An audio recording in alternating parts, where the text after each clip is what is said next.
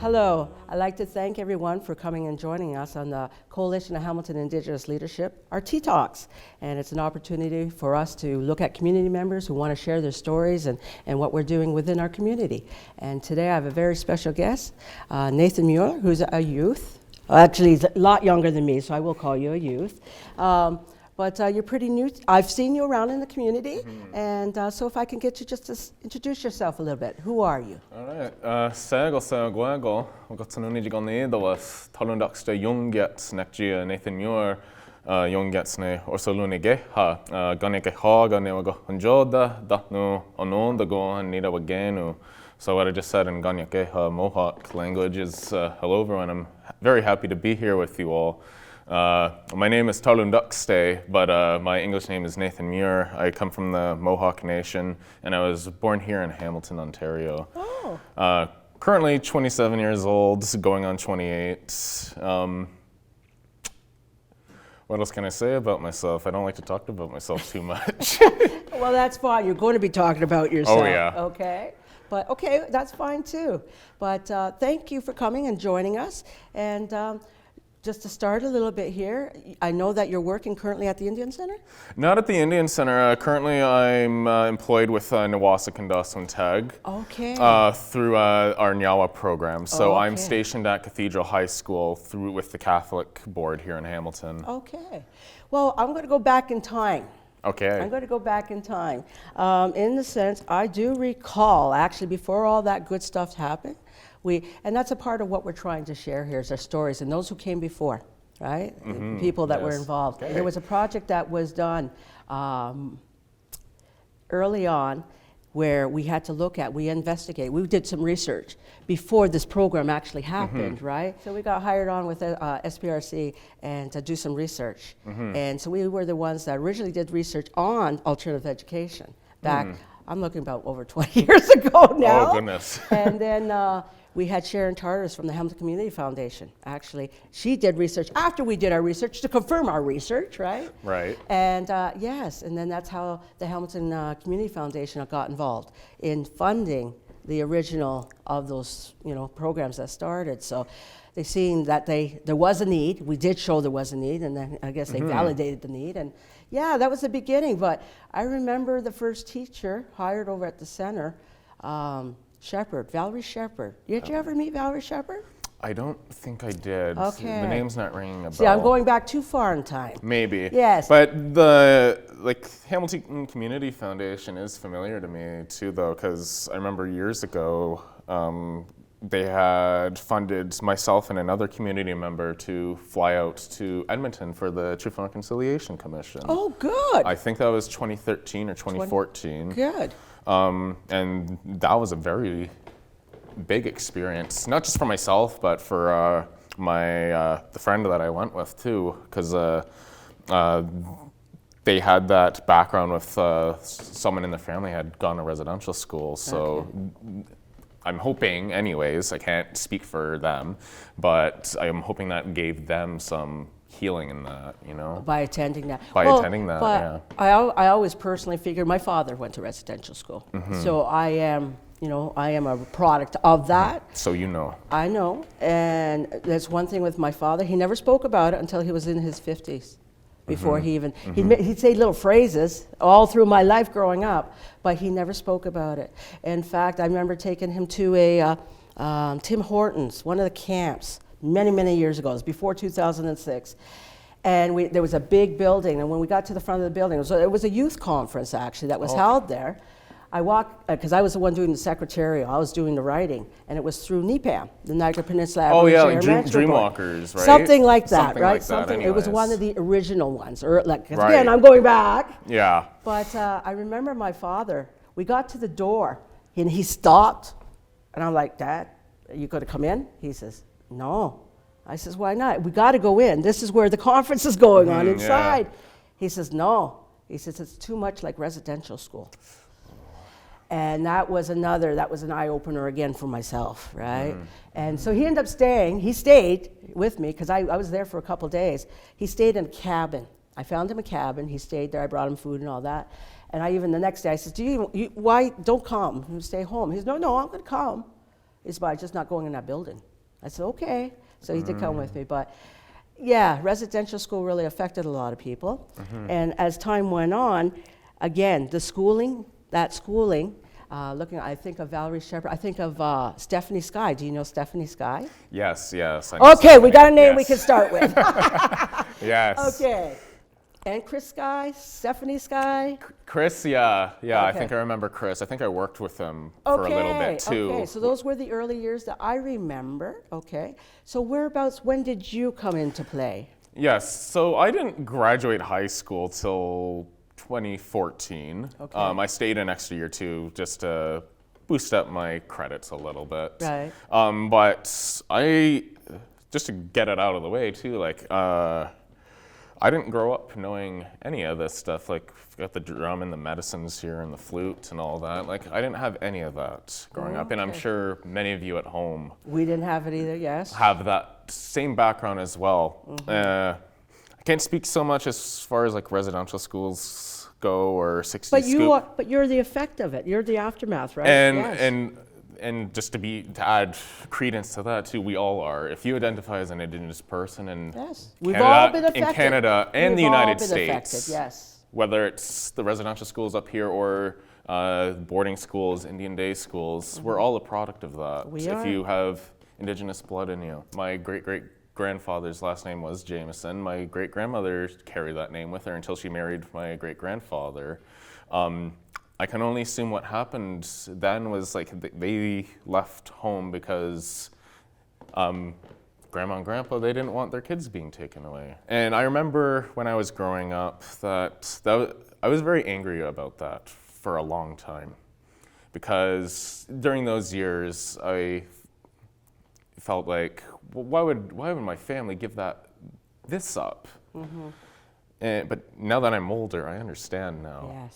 Yes. Like, those are your children. Those are our seventh generation, Yes. right? But we don't know what they went through. We don't know what they went through before us exactly. So anyone who's experiencing feelings like I'm describing, just know that your ancestors did what they had to survive. Yes. Because those weren't easy times for especially for our people. It wasn't easy for anybody, but especially our people. But you know what? I ran into a woman who actually, she was in the Olympics, and she was a Mohawk too, so it was really cool when I met her.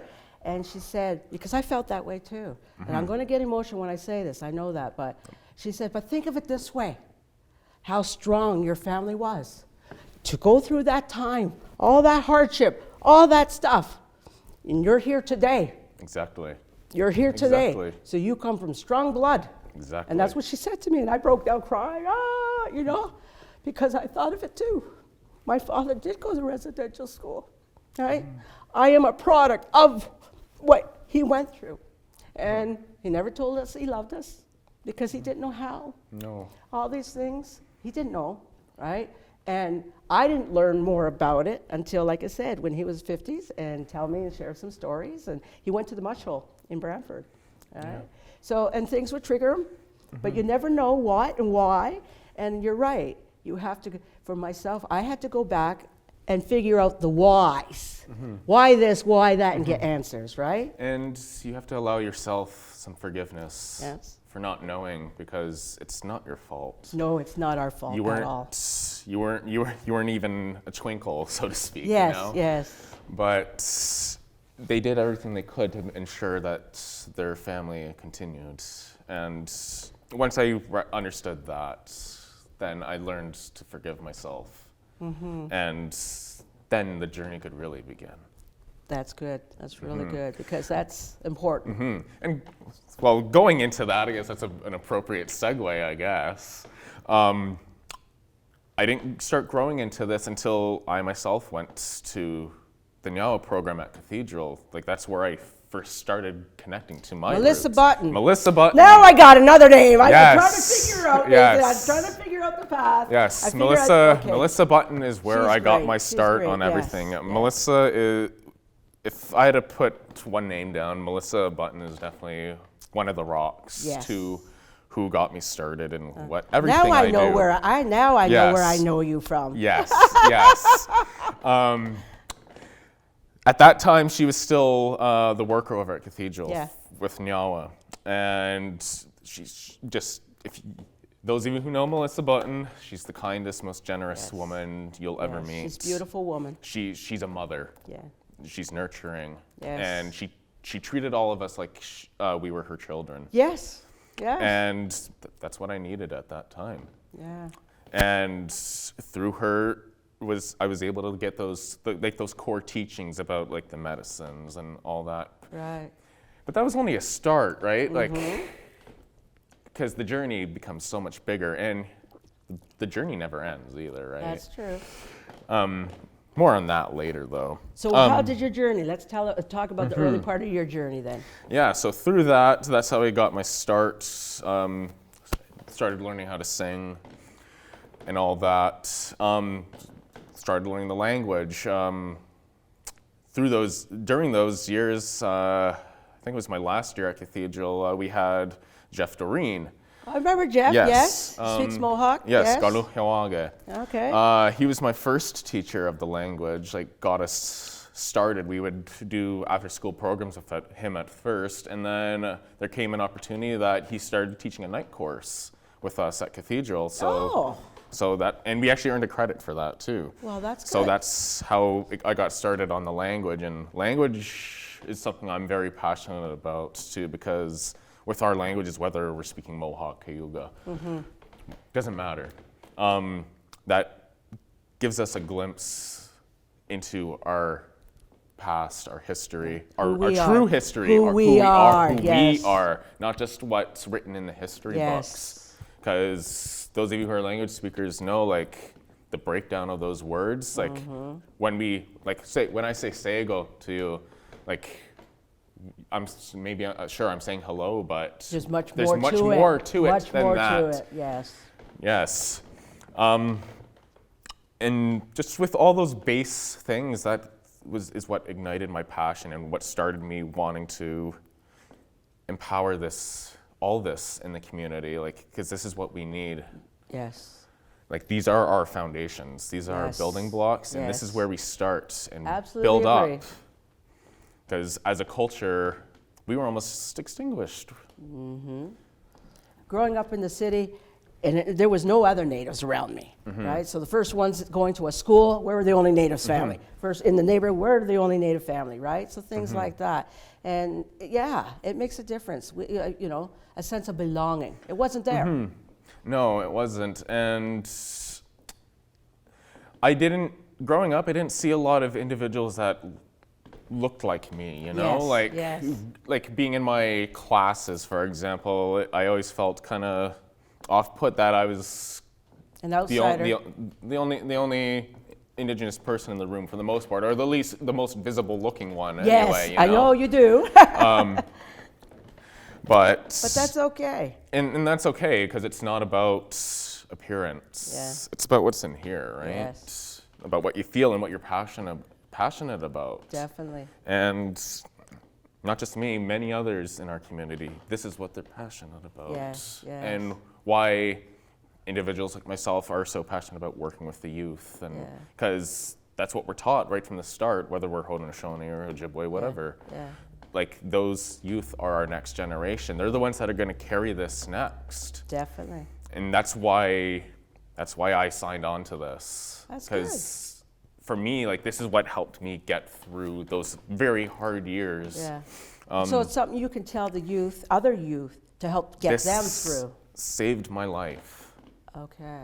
You're not the first youth I've heard say that. No, I'm probably not going to be the last one either. Yes. And that's okay. Yeah. Because this is your story, your experience, and no one gets to tell that but you. Exactly. So where do you work? Like, where? I'm at Cathedral High School. Okay, so I'm what? I'm right on site. Are you the new Melissa Button? Pretty much. Okay. So, like, how that all started, though, just to take a couple steps back. When I left Cathedral, I went to Mohawk College, did my 3 years there for child and youth work. And even there made some very important connections, like Leah Hogan. Leah Hogan, I used to babysit. And in fact, I interviewed her tell her yesterday. that. No, I told her in public. She was here yesterday, and I brought that up. So I am connected to her But family. there was her. Then she was Amanda Kalina, but she's Amanda White now. Oh, okay, okay. And then he's not there anymore. Not sure where he's stationed at now. There was Ron McCluster. Yes, he was really instrumental up at Mohawk. Yes, he was. And he really ignited for me about accountability and taking action for yourselves. That really ignited for me just like, you need to be able to take accountability for yourself and advocate for yourself too. Oh, big time. Because if you don't, then people will walk over you and take advantage of your gifts. Oh, definitely. And that's not to say like everybody out here is trying to take advantage of your gifts, but we still got to be mindful of our energy too. Like, just through our understanding of things of the world, like whether from a Haudenosaunee perspective, like everything is connected. Yes, it is. And like even just you and me talking right here, like there's a tether between us right now, and what we say and do is going to affect that. Oh, definitely. Every time you encounter somebody, you affect everything around. So I totally get where you're coming from. Yes. But the thing is, I find as Indigenous people, we seem to be more open to that. Yes, we are. Yes. Another big person at that time that really cemented things for me was Sagogwanungwas, Tom Porter. Oh, okay. Yes. Lots of people know him. He's famous, Yes, right? yes, But I read his books. His book, Yes. yeah. It's like reading his book through college, like really helped me cement like just kind of the ideals I wanted to emblazon for myself, but show in the community as well. Like how should we ought to be living right now, especially with, and even in those days it was one thing, but even now like it's a completely different beast, I think, too. Like, there's different factors and events, world events affecting everything that we do now, right? Yes, definitely. Times have changed. I know, again, what I find is important is sharing our stories right now, having our elders come in and talk about them. I just want you to take a look at this cup for a sec. Pick up your cup. I want to explain this. So when you look at that cup, right? So with this design, we hired a young Native artist who's going to Sheridan, and his name is? Brent Rochelle. Thank you. And he came up, he worked with the team and came up with the design, but we helped him along. We told him what we wanted, and he gave us this vision. So at the bottom of the cup is the two hands, and that's us. It's us old people. So there's the old woman, the old man, and we're telling our stories, right? We're all here at Tea Talks telling our stories. And you take a look at the roots at the bottom of the tree, and if our roots are strong, we can go through any storm, right? And that's where we're at. We're building those roots right now. You're building roots right now. Because our elders hold up those roots. Yes. So then we go up, but that whole image within is the city of Hamilton. So if you take a look at that, even there's the bay, and when I commented to Brent about that, I said, that looks like a boat. And so he made it into a canoe. So that's what surrounds our bay. But if you take a look, there's our waterfalls, Hamilton's waterfalls. There's the Eagles Amongst Us, which is in Stony Creek. Right? And I was a part of that, so I really pushed that. You also have the stairs. You also have Century 21. But that whole design is thinking of where do we, as Indigenous people coming to an urban setting, that's our vision, what we want it to be. And I love how it encompasses like multiple different facets of being Indigenous as well. It's not just sticking to specifically Haudenosaunee or Anishinaabe imagery, because like we got the birch bark canoe, and we know like that canoe is very important for our Anishinaabe cousins. Yes. But all of that's also encompassed in the woman's hair, and that understanding is that, like, at least for us Haudenosaunee, we're all descended from Sky Woman, and we all owe our life to her, really, because she was the first down here. Yes. And she created the world for us. Yes. So that's why this is important. This is our logo for the Tea Tots, right? Wonderful. Yeah, so it kind of sums it up. We're going to put those on some promotional material, though. We hope to push and put out. But yeah, again, I look at it because I've been in the field for over 30 years. Actually, I brought this one up because, I'm looking at you, and it's kind of like, okay, I'm not sure that path, right?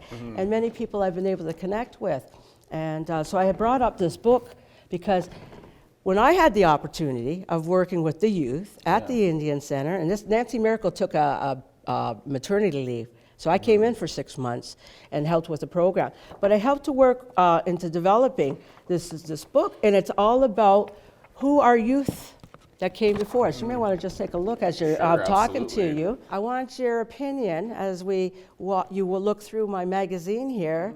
This was totally produced by the youth.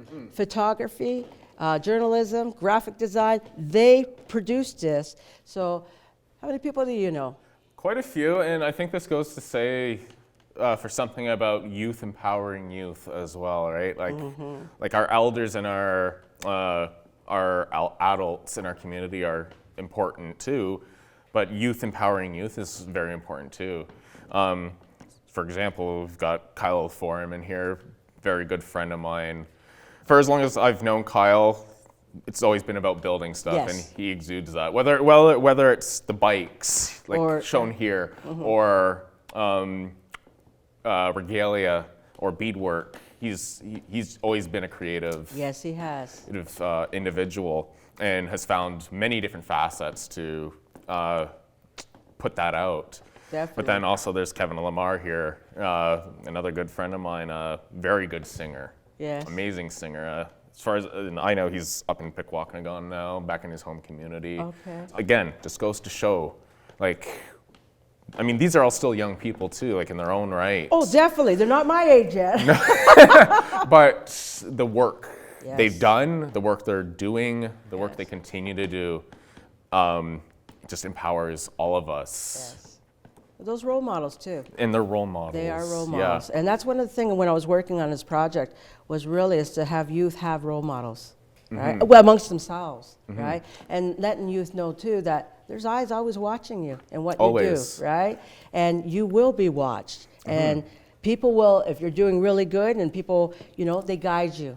But again, taking a look at the pictures, you had mentioned so many names in there. Kayla Jenkins as well. Kayla and I work pretty closely together now because we're both working with youth. Okay. In her case, she's working with post-secondary youth who are coming into college up at Mohawk. I'm the one that prepares them for that transition, right? Okay.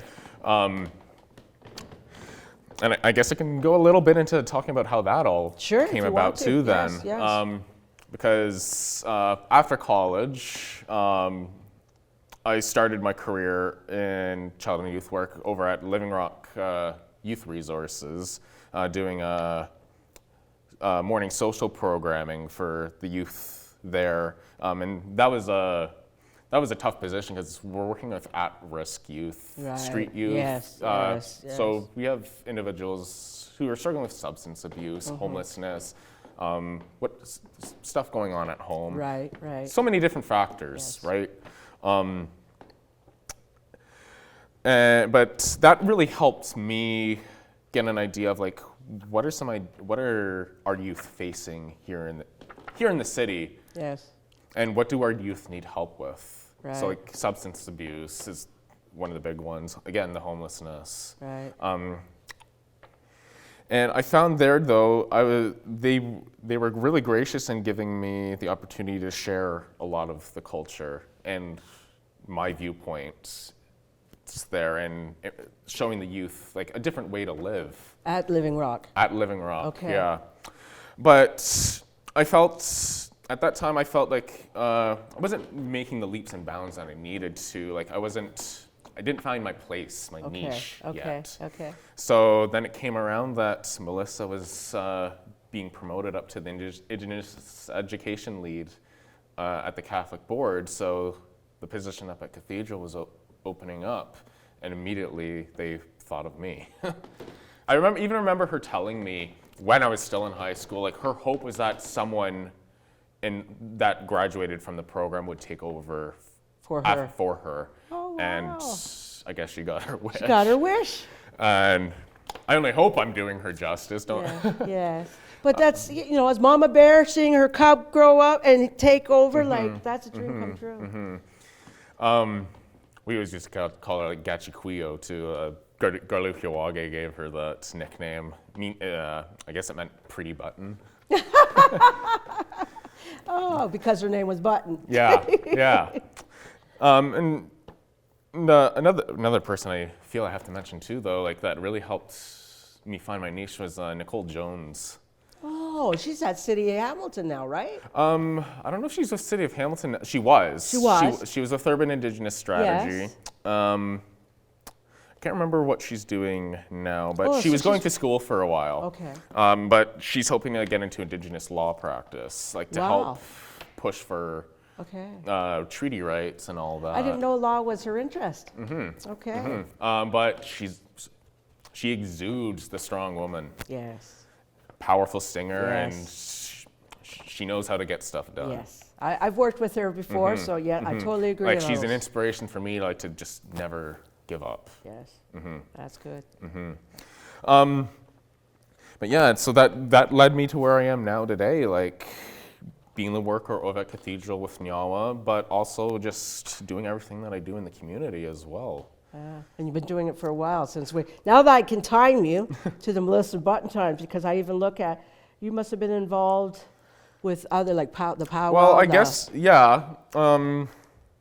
Once I started going to Nyawa was kind of when I started learning about dancing and culture and the singing, and so like from that I've been a singer for 10 years now.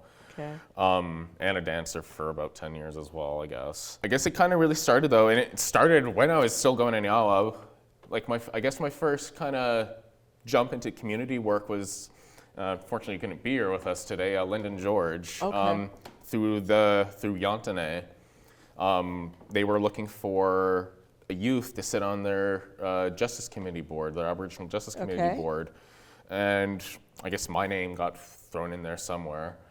Because one day I'm at school and Melissa says, there's someone that would like to speak with you, and that's how I met Lyndon.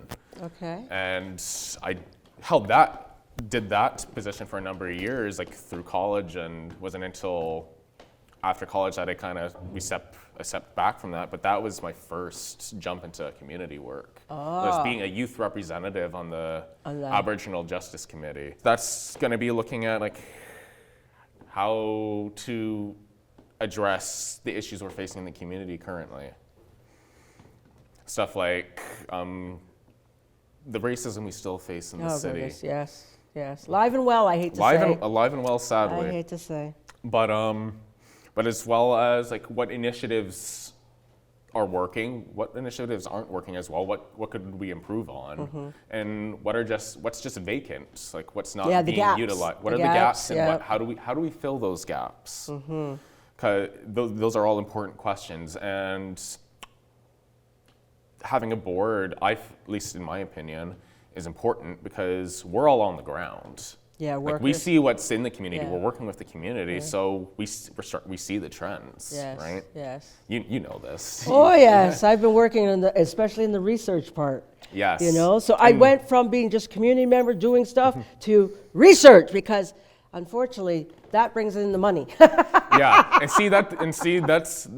I don't have a skill set in that. That's not my strong suit. But there will be somebody around you that can do it. But exactly. Yes.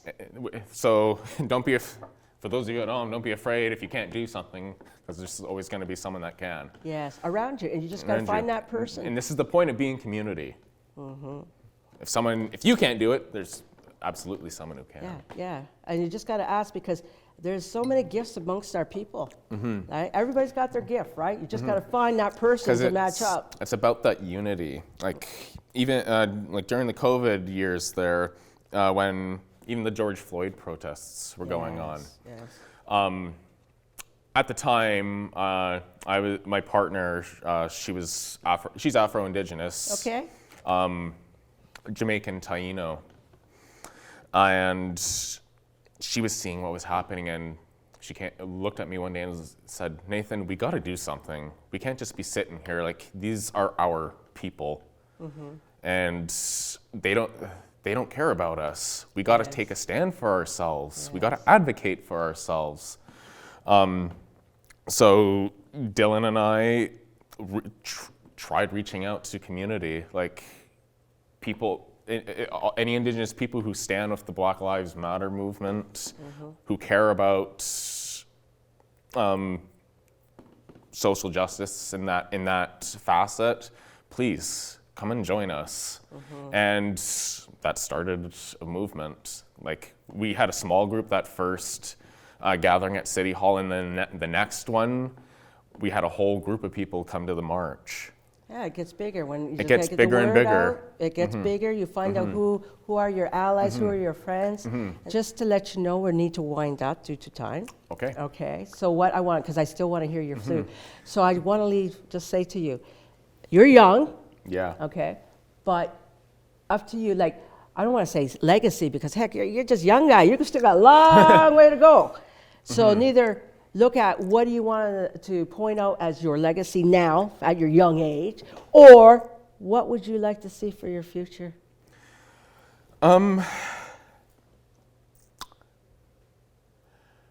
I just want to see more learning for my future.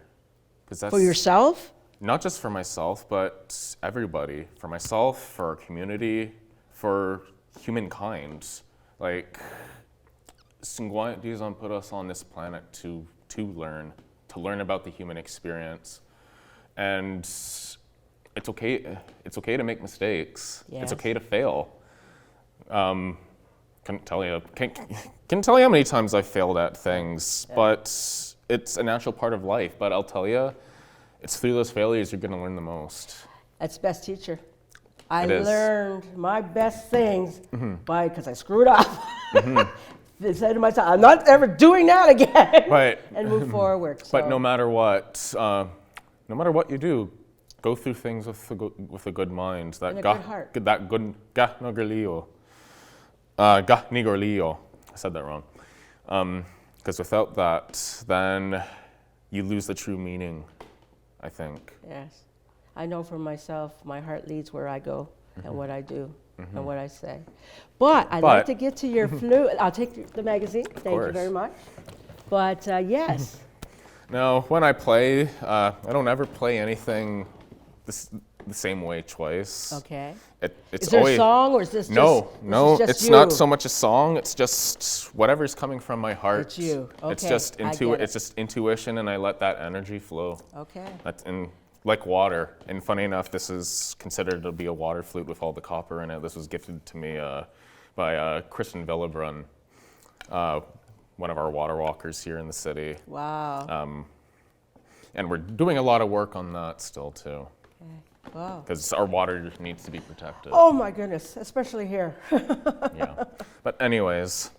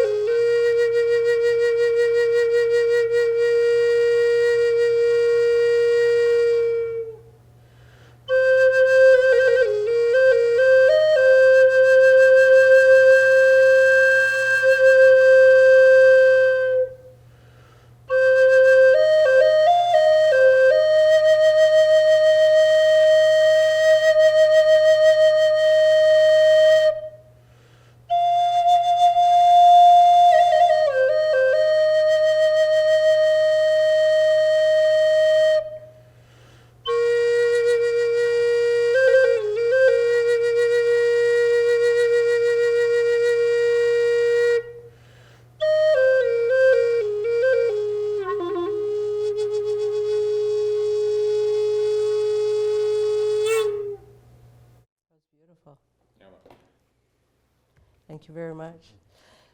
Now I'll go for having me. I thank you for coming. It took me a little while to connect you, right?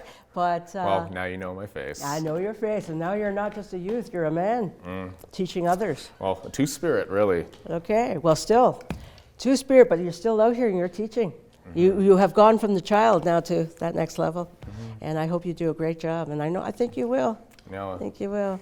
I And just- you had good leaders. I did, and I hope to carry that torch forward and inspire the next leaders, Yes. Okay. because that's our tradition. Yes. So again, I'd like to thank everybody for coming today and taking part in this and having you join me in this this talk and sharing of some pictures and other names and people that are in our community, and keep up the good work. Yeah, thank you for having me. Okay. Thank you.